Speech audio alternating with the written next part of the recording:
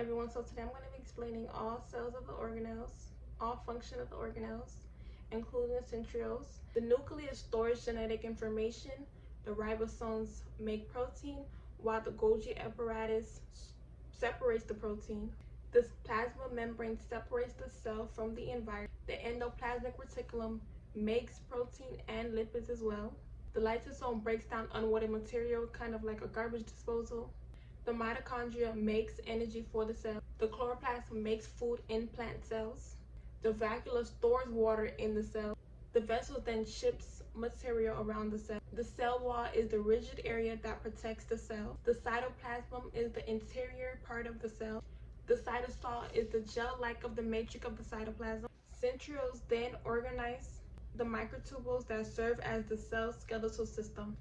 They also help determine the location of the organelles and the cells. Okay, so now I'm going to be explaining the cell cycle. There are 4 phases in the cell cycle. The first one is the G1 phase, second is the S phase, and then it's the G2 stage, and then it's the M stage. So in the first stage, G1, the cell is preparing to divide. For it to divide, it then moves into the S phase. So S phase is where the cell copies the DNA. The S stands for DNA synthesis.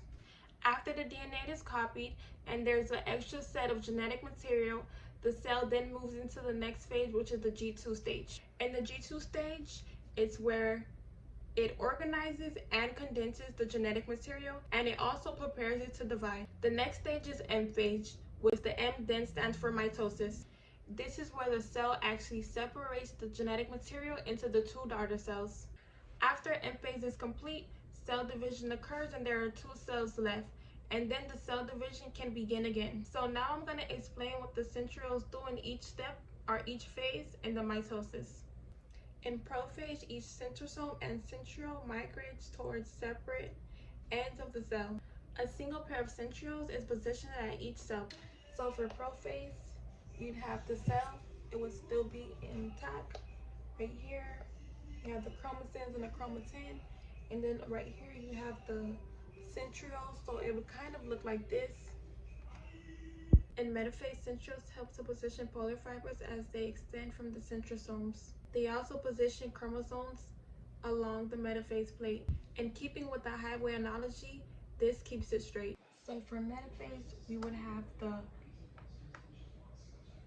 the metaphase plate, then we would have the spindle fibers, and of course in the middle you have the chromosomes. And this phase, the metaphase, as you can see, it's almost starting to the process of separating. It's still intact and it's still together. In anaphase, polar fibers connected to the chromosomes shorten and separate the sister chromatids. So in the process of anaphase, you do see the cells begin that process of separating. It does start to separate, as you can see right here in my picture. It kind of would look like this. This would be pulling away from each other as they're beginning to make their own cell.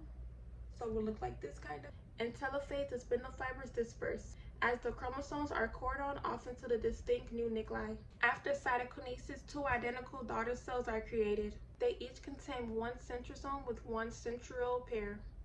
In the final phase, they have 2 cells that are separate but are the exact same that go their separate ways.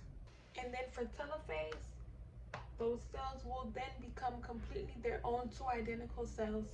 So they'll kind of look like this, but 2 separately.